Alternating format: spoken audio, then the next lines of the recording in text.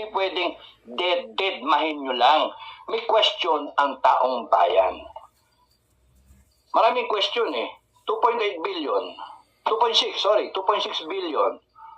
2.66 billion. 2.066 billion. Budget 2023. Ginastos 39 billion because yun kita nyo na yung kapalpakan nyo, kita nyo, lumitaw, 39 billion, depende, 39 billion. Eh, may question. Anong mangyayari doon sa sobra? Ba't kayo nag-allocate ng ganun? Ba't kayo nag-budget ng 2.066 billion? Ano yung nasa utak ninyo? Tapos sasabihin nyo pa na, pwedeng magiging savings yun? O paano? I-reallocate yun? Tapos, ang sistema nyo, walang resibo. Ay talaga magagalit ang tao sa inyo. Kulang na lang, pumunta sa kalsada,